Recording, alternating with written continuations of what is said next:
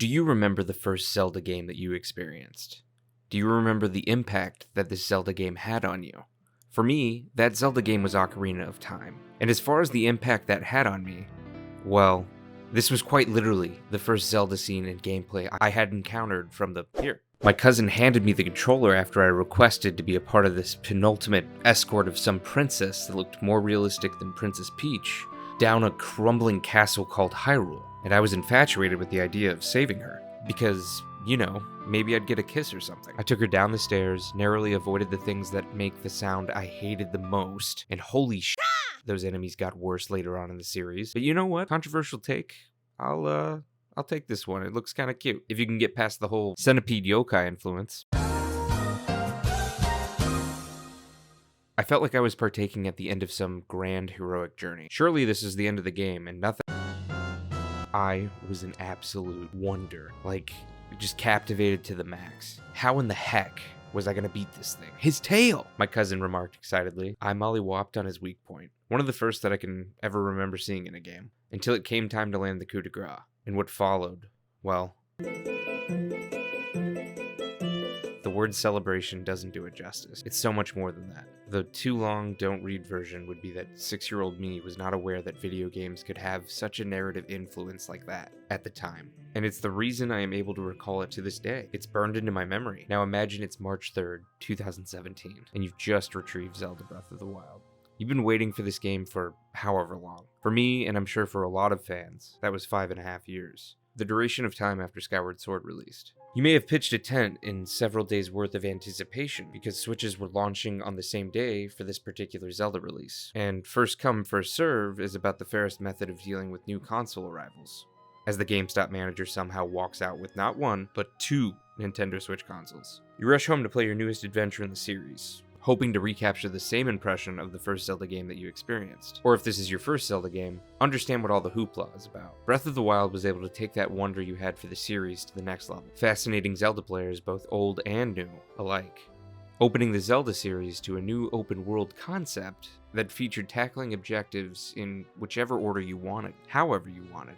And I am convinced Tears of the Kingdom will wow the pants off of you, shifting the paradigm of its gameplay even further, and probably in ways you're more familiar with than you realize. Eiji Aonuma, when delaying the Breath of the Wild sequel to 2023 during the third reveal trailer's announcement, stated the following: "The adventure in this sequel will take place not just on the ground as in the previous game, but also in the skies above. However, the expanded world goes beyond that, and there will be an even wider variety of features you can enjoy."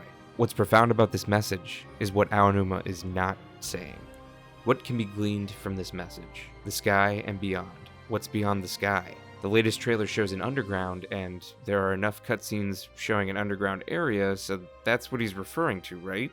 Not quite. You know, I've been ingesting and digesting, quite exclusively mind you, just Zelda video after Zelda video for the past weeks. Especially after the latest trailer, and especially videos involving speculation over the next title. There is one detail that everyone seems to miss regarding the title being called Tears of the Kingdom. No one has brought this idea forward, and I find that astonishing.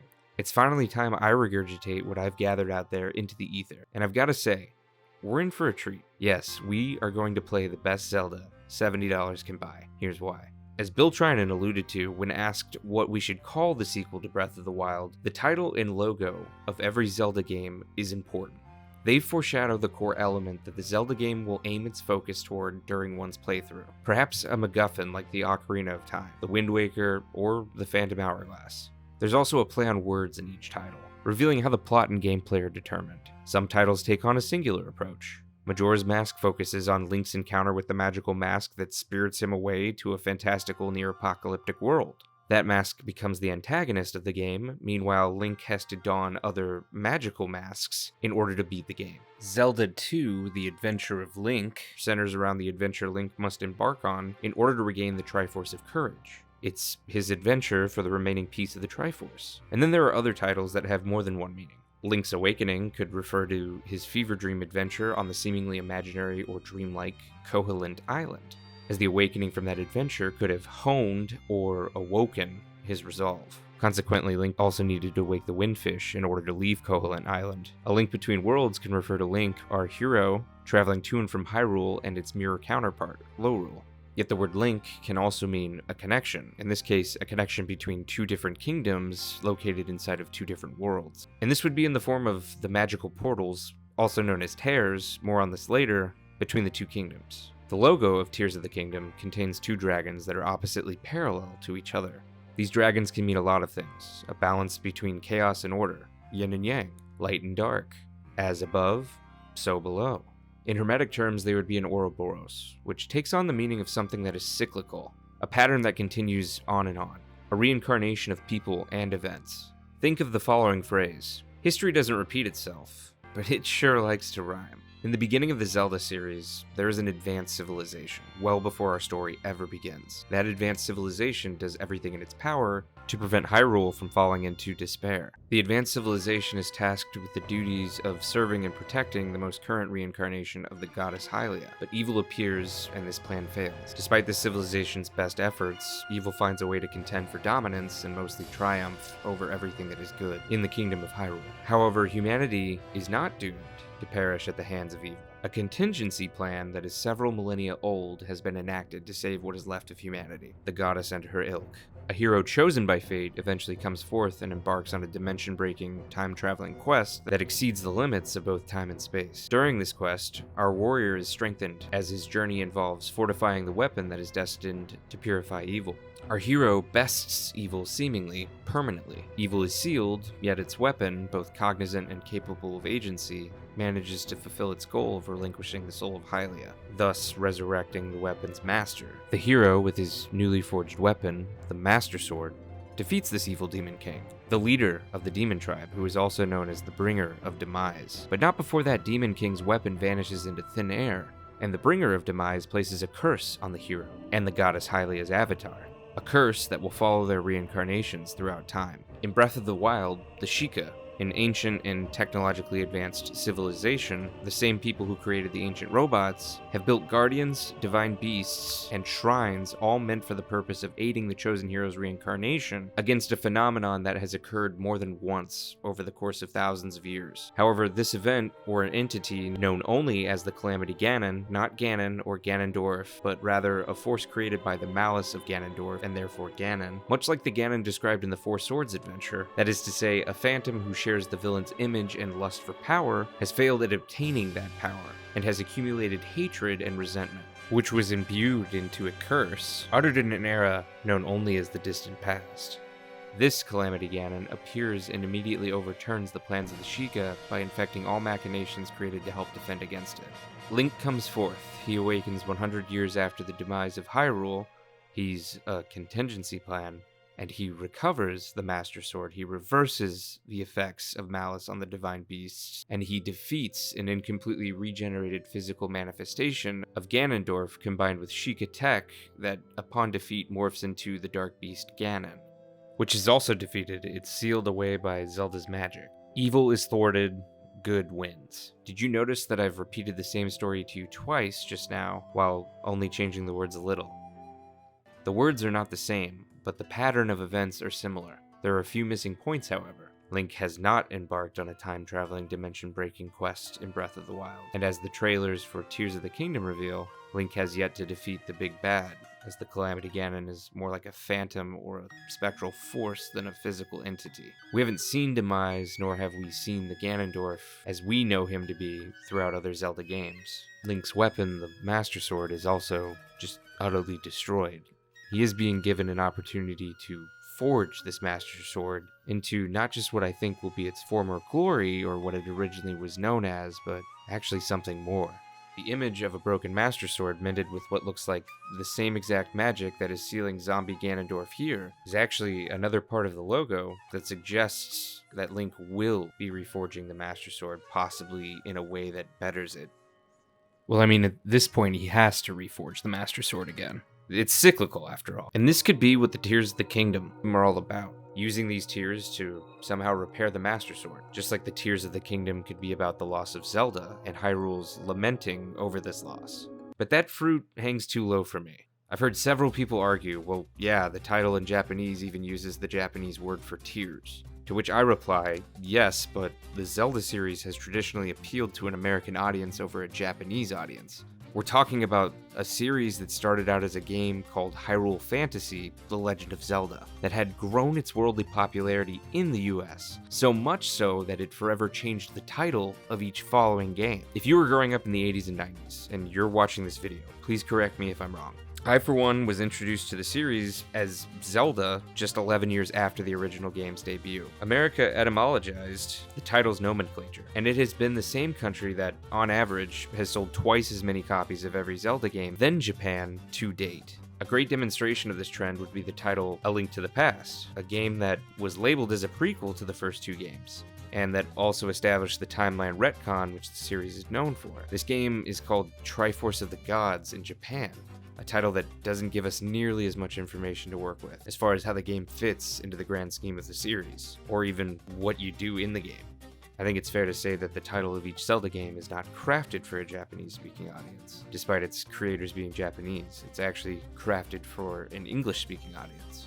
In a Famitsu article from 2018, when asked about when Breath of the Wild takes place inside of the overarching timeline which the series is known for, Eiji Aonuma responded that Breath of the Wild is at the end of the timeline. But which timeline? This was never specified, and it leaves room for many possibilities. Breath of the Wild could be occurring at the end of all three timelines, with the child, adult, and fallen hero timelines all converging at one central point. Or Breath of the Wild is happening in one specific timeline, and that specific timeline is the child timeline. I can explain how there is definitive proof of Breath of the Wild occurring during the child timeline in a later video. If Breath of the Wild is occurring at the end of all three timelines converging together, well then we've found our missing dimensions breaking piece of the puzzle that is missing from Breath of the Wild and could be fulfilled in Tears of the Kingdom. However, you can't merge all three of the timelines without time-space distortion or like a totem that somehow exists in each timeline, and then anchors or blends the three timelines together. If Breath of the Wild is occurring at the end of the child timeline, however, you get all timey-wimey by having different timelines converge at separate points of convergence, what people in the quantum physics realm call tears. Alternate realities can overlap each other and then converge at these tears, similar to BioShock Infinite. So we would have the same setting of Hyrule, but just altered by different events that occurred and continue to happen within different timelines simultaneously. Or maybe Tears of the Kingdom doesn't go beyond time travel, as far as other reality-bending tropes seen in previous entries for the series, which would be disappointing to me. Without involving the mumbo-jumbo of the alternate reality variety, tears could still exist in the form of overlapping dimensions. We know of the Sacred Realm, which, when desecrated by evil seeking the Triforce, becomes the Dark World, a world that is entirely overlapping and is parallel to Hyrule. The Twilight Realm has similar properties. We've witnessed dimension altering in Breath of the Wild with the area where the Lord of the Mountain resides, changing the environment it is located inside of into an area that appears fantastically different from most places in Hyrule. This even explains why the map of Breath of the Wild has namesakes for just about every single game in the series with slightly changed names. More on that subject for another time. Regardless of the outcome for what the setting will be, there's still room for a third possibility that could apply to all three potential settings for the Tears of the Kingdom. And that would be that there will be different levels of exploration to the Kingdom of Hyrule, or different tiers of the kingdom. The word tier in this instance means echelon, which is a level or rank in an organization, a profession, or a society. It's a hierarchy. If we're discussing echelons in terms of just size, our bottom of the tier list would be like the Minish, and the biggest would be like Zoro or Goron. We know the Zonai are bigger than humans because of this image right here, displaying the two figures behind the game's title. If we are describing echelons in the context of gameplay environment, think about the map of Dark Souls for comparison. Hyrule could have different tiers as high as Skyloft and as low as the ocean floor. Possibly the old Hyrule that harkens back to the Great Flood from Wind Waker, or maybe even Lorule. We do know there is an underground, which could be Lorule or just above Lorule, with Lorule being the very bottom. Or it's a territory we've never really explored before and we know nothing about. The malicious voice in the latest trailer does make a point to say Hyrule and all of its allies. And I can't help but think about other kingdoms, but more than likely, other civilizations hidden or not introduced yet in Breath of the Wild. I will say I find several things peculiar that are worth mentioning about the idea of there being tears within the kingdom. The first is that, outside of the Hyrule Warriors game, a game not considered to be canon, Ganondorf has never been depicted with a trident before in the Zelda series. Ganon has been depicted with a trident, but never Ganondorf. In fact, the trident is mostly contained within the Fallen Hero timeline, with it making one appearance in the Four Swords Adventures, which takes place in the Child timeline. The desiccated Ganondorf that we see here is dead and is imprisoned by a magical hand with long fingernails, implying a great passage of time. Additionally, he doesn't have the one thing that can bring him back to life. I say this because I don't consider being possessed by malice to be resurrection, which is the Triforce of Power. Why? Well, Zelda has the entire Triforce. You can see it plain as day in this Breath of the Wild scene, with all 3 sectors of the relic illuminated atop her hand. In this timeline, the Triforce has been passed from generation to generation, probably the last time this dead Ganondorf was defeated. This is unlike previous Zelda games where Link, Zelda, and Ganondorf each have their respective thirds of the Triforce. Possessing the full Triforce makes any wish a reality. And, theoretically speaking, this would include a different Ganon or Ganondorf in possession of a Triforce from a different reality, making a wish that combines realities. The Triforce has this kind of monkey's paw, or be careful what you wish for clause of realism associated with it. When Link wishes to seal Demise away in Skyward Sword, the Triforce's place of holding, the Skyloft Temple, literally detaches from the rest of Skyloft, falls, and engulfs the seal of the imprisoned. Another Ganon or Ganondorf from another reality could make a wish as simple as, I want there to be 2 of me, and this could rip a hole into the fabric of space-time, making that wish a reality. Maybe there's just one Ganondorf with a trident in this timeline, but also maybe there's more than one Ganondorf as well. If there were more than one Ganondorf, that would epically create a need for more than one Link, and more than one Zelda. I should mention that the mended sword from the logo of the game's title is bathed in a similar green Zonai magic. Maybe the Master Sword would be able to cut tears into different realities, or the different kingdoms of Hyrule. The Master Sword breaking, as seen here and then later on here, makes it possible for Demise's residual consciousness, the same residual consciousness that was sealed at the end of Skyward Sword, to be released from its seal within. Zelda falling makes her soul vulnerable to being consumed by Demise. If she loses her soul, like she did in Skyward Sword, Demise can return, which is how Demise would be able to return. A broken Master Sword would not be able to contain such a powerful and hateful spirit from returning and aiding the malice that is seeping out of Ganondorf's corpse, which needs to be contained by the steadily weakening seal of the Zonai magical hand. Zelda plummeting could mean death. It could also mean lose your soul and go hibernate in a crystal, or more than likely neither of those. Zelda falling could also relinquish the Triforce, and again, Ganondorf only needs the Triforce of Power to resurrect. Corpsey Ganondorf could be too brittle, but I could also see the Triforce of Power bringing him back to former glory. But to see Demise return as well, maybe simply for the fact that this Ganondorf is still unable to acquire the Triforce of Power, or it can't bring Ganondorf back, thus requiring Demise to return, would be an amazing sleight of hand on Nintendo's part. And speaking of hands, this hand right here is a right hand, or the dominant hand of Link. It is Link's right hand that has malice inflicted upon it, in addition to Zonai magic. This hand has protruding fingernails, almost claws, much like Link's affected hand, but with longer fingernails, indicating a mighty long passage of time. Is this Link's hand from a different time or dimension? Maybe both? The hand does try to save Link when he's attempting to save Zelda from a terribly long fall, implying that it's familiar with Link, or at the very least, cognizant of and trying to protect Link because it has familiarity. Or it's attracted to the malice on Link's arm and trying to contain that malice. It could even be trying to balance out the malice because it senses the hero. What especially makes me consider that interdimensional tears are in fact involved in this game is this character from the mural. This character has pointy ears similar to the Hylians, but their ears appear longer and pointier. This character looks more humanoid than human, and is adorned with face patterns similar to the spirit of the forest from the movie Princess Mononoke. After seeing this character for the first time, we glimpse an image of someone falling who resembles Zelda, if Zelda's hair were longer, implying her downfall, only to moments later have what looks like the same figure who was falling now appear standing up and interlocking hands with the forest spirit figure. We will assume that this character is a Zonai for simplicity. Fallen Princess cuts to Princess standing up and locking hands with the Zonai. Link is seen here unable to rescue Zelda here, but we also see Link reaching up to what looks like Zelda in her ceremonial dress from Breath of the Wild, except she's also wearing Zonai articles. Nintendo of Japan made this tweet about Zelda, holding both a Sheikah slate and a torch, implying that she will be below ground doing things, or this image is moments before her downfall and she won't be down below doing things, except maybe napping in a crystal. This figure that Link is reaching toward looks like the same figure that is embracing the Zonai behind the game's title in this scene. The two figures are on equal ground, facing each other and interlocked. which entertains the possibility that they are equals. They have 2, and no more than 2, tier-like spiral objects above their heads, one to represent each figure, respectively. But these tiers are not facing the same direction like in this earlier scene.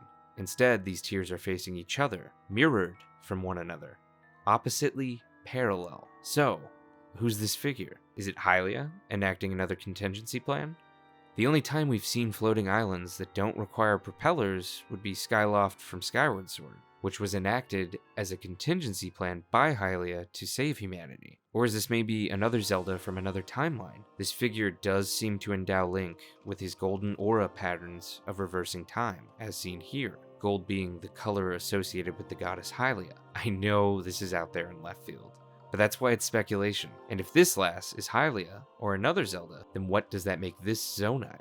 Finally, how does an entire culture that is present throughout most of Hyrule just vanish into thin air without going to another dimension? The swirl pattern associated with the Zonai is curious.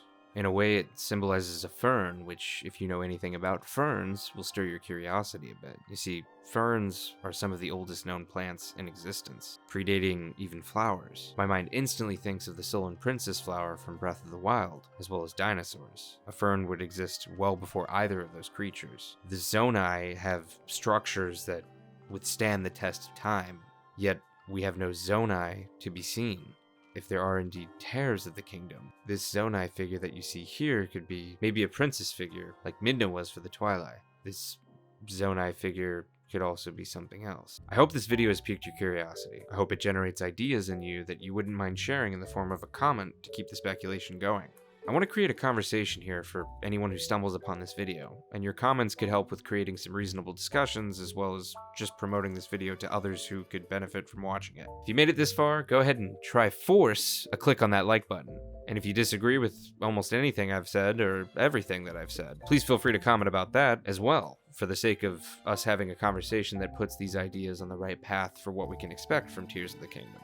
And also, thanks for watching. Stay tuned for more ideas involving The Legend of Zelda, as well as other video games that I fancy. We'll see you in the next one.